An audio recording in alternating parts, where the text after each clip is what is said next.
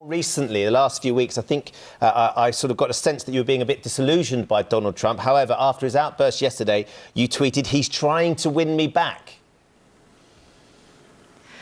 Yes, it's not going to work unless he builds the wall.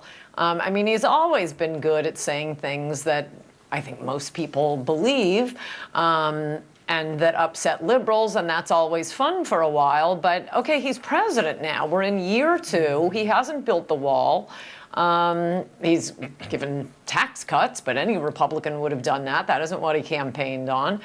He could avoid all of this, the Muslim ban and the comments on the dysfunctional countries that we're taking all these refugees from, if he had just done one of the points from his immigration policy papers, which was the first policy paper he put out when he was a candidate, a total immigration moratorium. We need a break for a while. We got to dust off the books and assimilate the ones already here.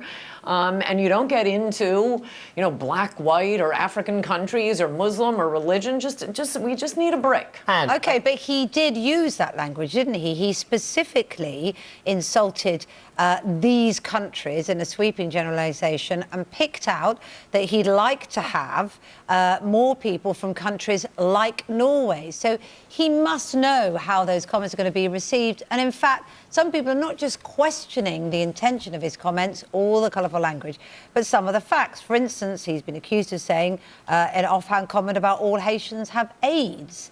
Now, actually, that's not true. It's a much, much smaller percentage of people that have got that horrific blight on their life than other African countries. So it's colourful language, it's extreme language, it's language he will know will insult, and it's not even factually correct, is the argument against it. Well, it's not like it's being treated as if he, called a press conference to announce, I want you to know, America, these countries are assholes. These are leaks from a private meeting, and the same thing with the AIDS comment. And by the way, Haiti does have an extremely high rate of AIDS. So it's okay to be factually incorrect and insulting and rude if nobody hears it. Well, this is a leak. I don't know if it's true.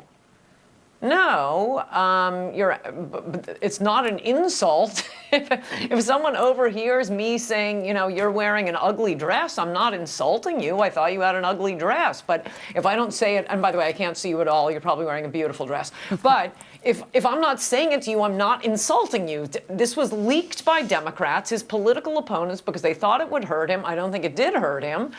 So he's using salty language to make an obvious point. And on the AIDS point, I don't think it is factually incorrect. It's a very small percentage. It's 1% of the population. Some African countries have as high as 1 in 3 people that have it. So it is factually It's astronomical, and they're very close to us. And regardless... And we have an immigration policy that won't discriminate on the basis of AIDS. It's a communicable disease. I kind of think that's one of the things we got to be taking into account. And undoubtedly, the immigration argument is an argument that is big over here as well. It's one of the reasons why we've left the EU, because we want to take control of our borders. As we were told, that was what was going to happen, so we could choose who could come and go. And no one would suggest that having that argument isn't really valid and really important in America. But you have to appreciate that the nature of what he said and how he said it, the sweeping statements about these countries that are doing everything they can to get themselves back on their feet, certainly Haiti after the earthquake, the terrific earthquake that they experienced, and all these other African countries. You went there, that I have been fortunate enough to visit Haiti and see how hard they're working to try and improve the situation, and it was heartbreaking to be there.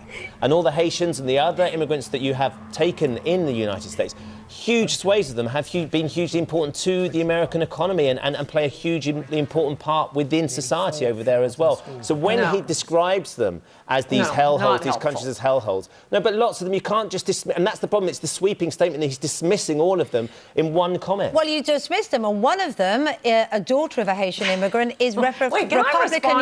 Well, I just want to put this. You just said they've not been helpful. I've got to respond to that by saying the Republican US representative my love is a daughter of Haitian immigrants. Is she not helpful? I can't even remember 5 minutes ago to everything Ben was just saying, but I didn't agree with any of it. Yeah, these are terrible countries. A country is only made up of, I mean, what is a country? It's who the people are.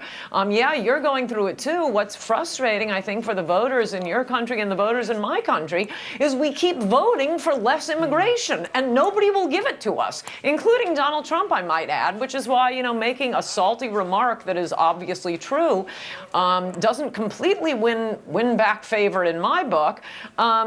But look, the discussion at issue, why did he pick out these countries? Because these are the countries that liberals are doing this famous two-step for. You have to take all these people because they're suffering, because their countries are falling apart. Well, he's saying maybe we want to take people who will be good for our country, not just, you know, it's not take losers of the world, you can dump everybody on us so we can solve other countries' problems. The President of the United States is supposed to be solving the United States' problems, not all the other countries in the world's problems.